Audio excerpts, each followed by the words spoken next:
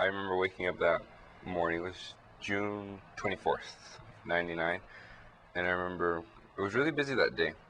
And all of a sudden, I remember my dad coming home, and he went outside and he was just standing there, and he was really quiet. And everyone else inside the restaurant was whispering around and gossiping, and I wasn't really sure what had happened until finally one of my friends came up and they had just told me that the mine had closed down. I didn't know what to feel. I kind of got sad and was wondering what was going to happen next, knowing that most of the town worked there. It was kind of depressing, I guess. That morning the phone rang and I picked it up, and it was my dad.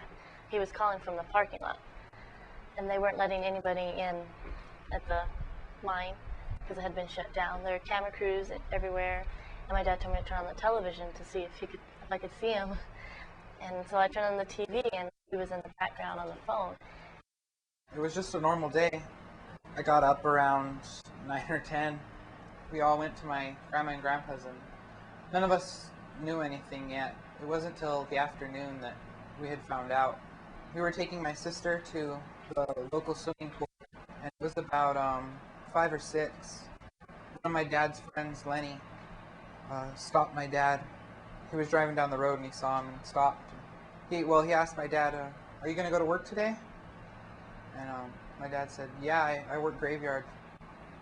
And Lenny told him that he didn't have to go anymore. And my dad was just kind of puzzled, like, what do you mean? And Lenny told him that the mine had closed and that they were only keeping like 100 workers, and that all the people that were working in the plant, which was my dad, had been laid off. And my dad was just kind of silent for a while, and we went home kind of early from the swimming pool that night, and it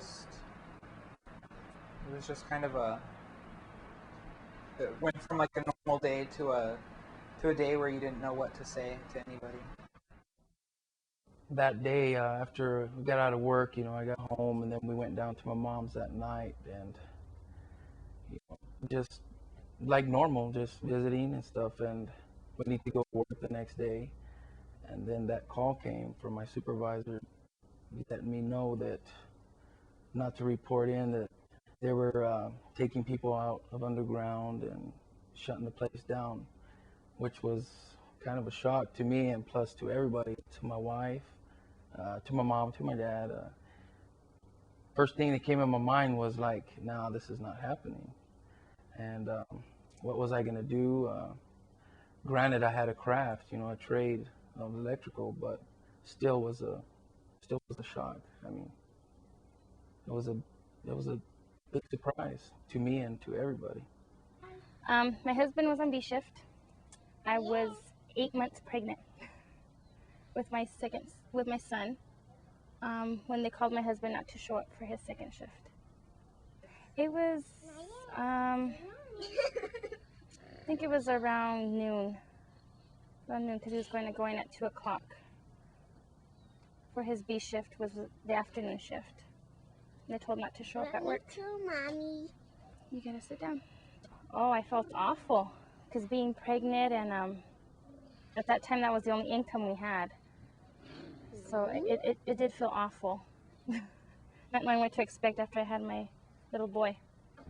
I was actually in Tucson when I heard it. I saw it on TV, and I couldn't believe it. We were having a party, and I knew there'd be trouble, so I called a taxi and had a taxi drive me up here, and just in case there was an emergency or something. There was just total disbelief that first night, total disbelief. Well, we were all very, very concerned about suicides because a lot of people were strung out financially, and this just cut them off. So suicide was a very real belief here, and that's sort of the reason why I ran up here too, to go along with maybe they needed tranquilizers or something, so it was a madhouse. When the mine closed down, well, when I got the news that it had closed down, I was in St. George, Utah with my daughter. She had an accident. She had fallen off of a 30-foot wall, and that's where I was at when I first got the news of it. My father-in-law let me know that the plant had closed down, and then I came back, worked roughly another month and a half, and then we got laid off. Well, it was something that people never expected of this company to turn around and do. Magma Copper Company was one of the biggest copper companies in the world, and I mean, they said that they had enough ore here to last them for several years, and the people here never expected this place to turn around and close down. Everybody thought that they'd be able to retire from this place. Well, a lot of them weren't able to retire from this place. They got laid off. Some of them were short on their years. Some of us got lucky and had at least 20 years in, which gave us our some retirement when we reached the age of 59 and a half. But most of them, they don't have nothing. Waiting for a phone call from management to decide, because the facility had gone down, the plant had gone down for a rebuild, a $50 million rebuild. So the smelter was being rebuilt. We got a phone call from an outside source who called in and said, the decision's been made from Melbourne that we're going to close the facility. And collectively, you could feel the air come out of this room, because there were a number of people in this room that did not believe that decision was the decision that was going to be made. They thought it was going to be quite the opposite. It actually helped with this. The miners that got laid off, they received their regular pay for 60 days. But they also received their unemployment along with it. So they actually had more money to spend during those 60 days than they had as if they had been working. And so business for 60 days was tremendous. We noticed a drop about the time school started. So the families left, sold their houses, and the people that bought their houses were couples. They were retired people, which unfortunately they don't eat as much as kids, you know, as a family does. The evidence of the population drop was just last year on the school system when the junior high had to close down. We went to 2 grammar schools, 1 high school, and completely eliminated the newest school, which was Garden Middle School.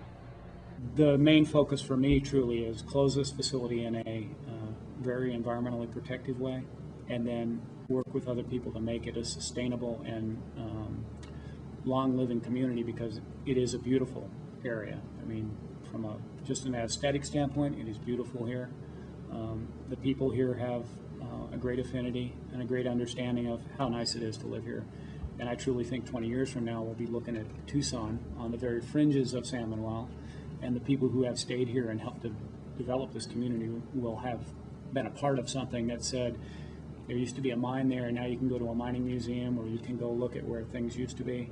But it's a part of who we are, and hopefully it'll be in our background forever, and it just make this place stronger.